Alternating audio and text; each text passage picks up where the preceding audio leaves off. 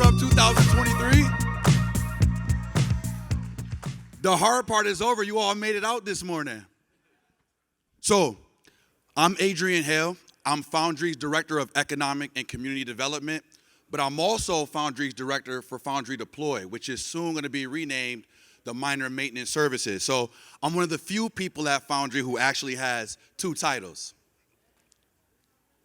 Now, what I'm going to go over with you all today is who we are for those of you who don't know, our vision, some of the challenges miners such as us and some of you all face out here in this space, what Foundry Deploy is, our mining engineer fellowship, and quality, speed, and price. Now, who we are. Foundry's mission is to empower a decentralized infrastructure for those of you who don't know. Now, if you pay attention to the mempool, we're one of the largest pools in the whole world. About 30% of all new Bitcoin minted come through the Foundry USA pool. So that's probably why we sound familiar, even if you don't know who we are. Now, we're also a wholly owned subsidiary of the Digital Currency Group. So we're the infrastructure arm for DCG as well. Now, our vision, and this is important, is we see the Bitcoin network as public infrastructure, okay? Very similar to telecommunications infrastructure or an energy grid, and miners are the keepers of that infrastructure. This is important because we have some serious areas that we're gonna impact in the future. Obviously, many of you know energy grids, commerce, banking. These are all different sectors and industries that'll be touched by this public infrastructure that we're all maintaining, building, and keeping. Now, I know there's some OGs in the room, but there's also some new folks who want to get into mining or just got into mining. So as Foundry, who's a miner services provider, we want you to just understand a little bit of what you got to look forward to. Bitcoin price directly causes the revenues you bring in, the profit margins you'll see. So that's why you know a lot of miners obsess over the price of Bitcoin.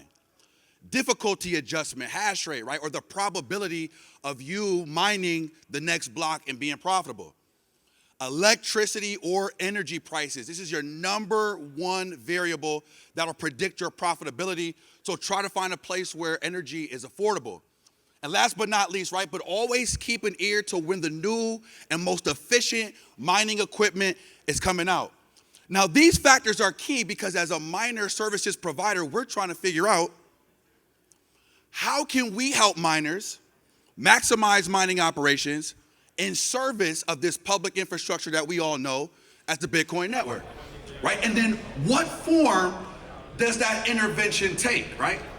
Now, we're obviously operating from the premise that there's nothing more important for you than to keep your units on the rack hashing.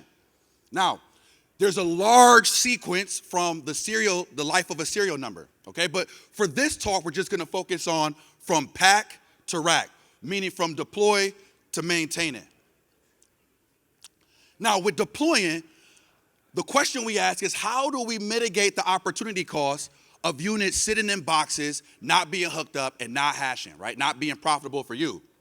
When hashing, how do we keep units up and working? We know this whole from pack to rack piece is made right here in hashing, and then maintaining. How do we make sure uptime is maximized, and if they go down, that the proper repair is made so a unit can get back on the rack? Our answer to this is Foundry Deploy, right? A comprehensive facilities and mining maintenance service that we launched last year. Now, this is key because we understand speed, right? It's expensive to have miners in boxes. Having them functioning is vital for you and the health of this public infrastructure. The price, we have to be cost conscious, right? And how do we create a shared market resource so that miners don't continue to over leverage themselves by bringing on hands and bodies that you might not need all the time? And then last but not least, quality. I've been out, if you can't tell, I got the scars to prove it, in the midst of our fleet, and I know that when the job is done, it has to be done right. Now, just some of the things that these interventions or some of the forms these interventions would take, right? It's some facilities offering around wire maintenance, HUD installations on pods or warehouses, filter changes on units or pods. Then you got the deploy offerings, de-racking, de-installation, installation, racking units, asset tagging, configuring, and then troubleshooting, diagnosing, and repair. Now, what's key here is our deploy team is powered by a fellowship or an apprenticeship we started at Foundry called the Mining Engineer Fellowship. So, you know about proof of work, you know about proof of stake. Let me introduce you to proof of impact. So proof of impact was an effort that we started in Foundry because running concurrent with the needs of our industry are also the needs of our city, Rochester, New York. For those of you who don't know, Foundry is based out of Rochester, New York. And just a snapshot of some of the socioeconomic conditions there, we have a 31% poverty rate, okay? That makes us third in the country overall. We have a 48% childhood poverty rate. That makes us number 2 for young people under the age of 18. And then in that poverty, right, you have African Americans and Hispanics who are in the double digits of unemployment. So our leader, who I want to give a shout out to, Mike Collier, these issues are near and dear to his heart. These were issues I was dealing with at the Chamber of Commerce, to his point. So when I came over, I wanted to figure out how do we execute on the socioeconomic power of this emergent technology. And so the Mining Engineer Fellowship was born. And what the fellowship is an intensive 2-year-long industry-based curriculum where we hire recent graduates from our city school district into the Foundry ecosystem. And by them powering Deploy, Foundry makes that strategic investment in the Bitcoin ecosystem and our community simultaneously, right? So as we build out our industry, we're also trying to establish a best practice for you all to reach into your own backyards and have similar interventions so people can really see that there's a place for them in the future. Now, what's the profile of a mining engineer, who are the folks who make up our Deploy team as fellows, right? They have skills. They can troubleshoot, diagnose, repair, use miner management software and tools like BTC tools, but also develop processes because there's no 2 sites that are the same, no 2 miners that have the same needs. So how do we go to your site and make sure we can do what you need us to do? Also certification, so everything from warehousing skills of forklifting and scissor lifting, pallet jacking, palletizing, OSHA, CPR, and other safety certifications, right? So that's the profile of a mining engineer. So what we do for our mining engineer fellows is we bring them in. We did a literacy numeracy evaluation, and I'm not gonna go too deep in that because in my other capacity, I'm also a New York State regent, which is our Board of Education for the state. So it's very important that folks have the ability to be literate, numerate. We put them through an evaluation, we see where they are, and then we close that gap for them, right? Through providing them with enrichment services. We also put them through driver's education because, again, to my earlier point about poverty, many of these young people came in not knowing how to drive. Once they received their licenses, we also gave them a transportation grant to get a car. But the key here is they were all gainfully employed from day one. And again, when I talked about the double-digit unemployment rate in Rochester for African Americans and Hispanics, all of them are making 200 times that of an African American or Hispanic within New York State, and 300 times that of an African American or Hispanic in the greater Rochester area. Now, myself, and a shout out to my number 2 here, Eli Cotton, who also manages the Mining Engineer Fellowship in our Deploy team, I was just telling them, through this work, what we're really trying to establish for you all as miners is a deeper understanding of what are the real proficiencies and competencies of the workforce of our industry, because those aren't really established right now. And so what we did through these interventions you see here, if you look at on the horizontal axis here, you see from low skill to functionally skilled to highly skilled and proficient, which is ultimately where we want to get our team. And then along the vertical axis, you see like the attitudinal spectrum from not really wanting to do it to barely doing it or barely compliant to wanting to do it. And ultimately getting our team high and to the right here is as a result of this intervention. So the juice has to be worth the squeeze. I'll talk a little bit about the theory behind that in a little bit. But attitude plus skill development equals higher levels of discretionary effort. And one of the key competencies you'll all see here that we have to establish in our industry especially when we're talking about racking and de-racking it and mitigating that opportunity cost of units being in boxes. You have to operate, and you got to operate fast. And so by creating a sweet pot here, or the juice being worth the squeeze, we've been able to establish that competency of speed and efficiency from our deployed team. Now, proof of impact, it is expanding access to jobs of the future. And I don't think we talk enough about the emergent jobs that are gonna come up in our space, but it's an on-ramp, right? Especially for folks who don't typically have access to gainfully employing jobs. But also for those of you who might pay attention to the political environment in New York, there's tons of fear, uncertainty, and doubt. And what we're trying to do is really make the stakes of our industry tangible. Last year, New York State passed a 2-year moratorium on Bitcoin mining in our state, right? Not very favorable, but the more we expand people's access and touch points to what we're all doing, the less likely state legislators will be able to just pull shotgun policies that aren't in the best interest of us, the general public, or the state at large. So let's go back to this pack to rack phase of a miner life cycle. Going back to my earlier point about competencies and proficiencies of our emerging workforce in this space. Right now, it is largely being serviced by temp labor, okay? Unskilled temp labor. And myself and my partner in crime, Eli, can tell you, not only do they not work effectively or efficiently, they also have low attitudinal engagement with the work, and it has to be done all over again. I can't tell you how many times our team was brought in to replace temp labor or to undo work that they did. So what we want to do is try to establish more of a best practice. Because do you really want your multi-million-dollar investment to be handled by unskilled labor with no care or concern for your site, your operations, maximizing or optimizing efficiencies? Is that really an industry best practice?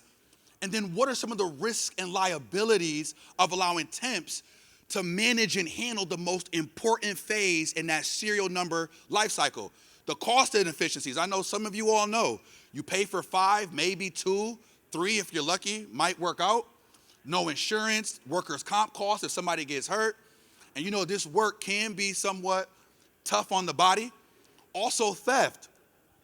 There was a story about one of our customers in a remote area in the heartland who talked about bringing temp laborers on site.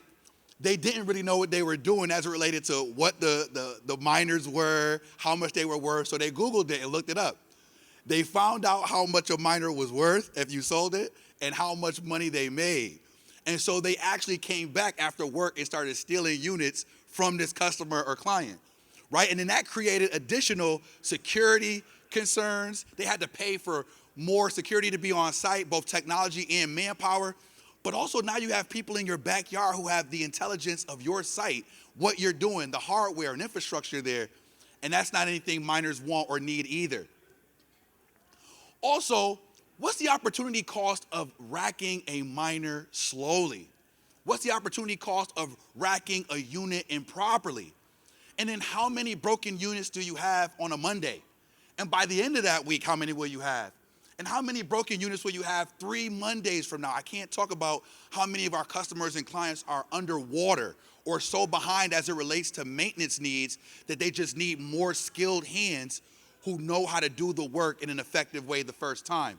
And that's where we come in too. I also want to talk about here the average operations efficiencies that we've seen in our experience is between 80 and 85%. Now juxtapose that to our fleet at Foundry, where we have a 97% operations rate, right? So you really want to try to maximize efficiencies, and I'm telling you all, it can be done. Not just with the tech, but with the quality of the workforce that you could bring in through teams like ours. Again, what's the cost of playing catch up? And if you spend money on temp labor who really don't understand what you're asking them to do, is it money well spent? And then what's the long-term effect of operating at a deficit? So going back to this one, 80, 85%, think about how that compounds over time and how it affects the overall operations, effectiveness of the operations that you set up and spent all this money on. right? Make no mistake, you can spend as much money as you want on equipment and capital, at the capital project of it all, but if you don't have the skilled labor to upkeep it, I promise you, it's not gonna be money well spent. Again, the ebbs and flows with your workload, deploy can come in, provide that quality in-demand service so you don't have to over-leverage yourself by bringing on more staff and more of a team that you won't need, because obviously there's a bit of an up and down in our industry, and even an up and down with the maintenance needs or the de-racking and racking needs of your mining op. So it's cost effective, right? Going back to my point about not accruing more overhead, but it's also performance based. Now, we know firsthand the financial frustrations that miners face, especially when the price of Bitcoin is where it is now, which is why you're only paying for services that are actually rendered, right? We're not coming in with a flat rate or an hourly rate, right? But you're gonna get only charged for what we actually do. And think about the return on the investment. So based on power costs here, you might bring in anywhere from $4 to $7 a day, right? That's $28 to $49 a week, and that's $116 to $203 a month. So just thinking about maximizing your operations for every unit, that's the compound advantage from a day to a month. The service has to pay for itself, and it does. And we made sure to take the fact that you're all cost conscious into our calculations when putting together this intervention to make sure you all can continue to service and build out this critical public infrastructure that'll be a part of the future. Now, how do you try to hedge against that volatility? You're always looking for what's the newest, most effective mining unit, right? So when that happens, you gotta pull out all the old units that you don't want anymore, that aren't the best hashers or the most energy effective, right? So installation, de-installation is key. But also, in times like now, when you have a whole bunch of units that just aren't working for whatever reason, you wanna repair those and fill the holes that collectively aggregate to you operating at a structural deficiency and not really maximizing your overall ops on site. Now, just some of the feedback we've gotten from some of our customers at Deploy is we helped them initially last year do 48 pallets or 864 miners in a few hours, right? And that was just, again, going back to my piece about speed, and then my other point earlier about how to maintain an attitudinal commitment and a skill commitment over time by some of the interventions we put in for our team. And then last but not least, going back to my piece about temps or the population that's servicing that rack pack to rack miner lifestyle phase now, one of our teammates are the equivalent to at least 2 to 3 temps, and that came from the mouth of one of our customers verbatim. So again, at Foundry, we are extremely sensitive to the fact that in all that we're doing to build out this public infrastructure and really manifest the ethos that is innate within our industry of how do we solve problems and provide viable alternatives to legacy systems that have excluded and in many ways done a disservice to multiple populations. How do we take care of our community in one hand, right, by bringing employment, and through bringing employment, also building out an infrastructure that's gonna play a key role in the future of energy, commerce, banking, and at the same time, how do we continue to give you all miners the tools to be able to do so? If you have any questions or wanna follow up on this presentation, feel free to come see me. I'll be around all day. I'll be at our booth too. My name is Adrian Hale again. Thank you all so much for your time and for braving the morning.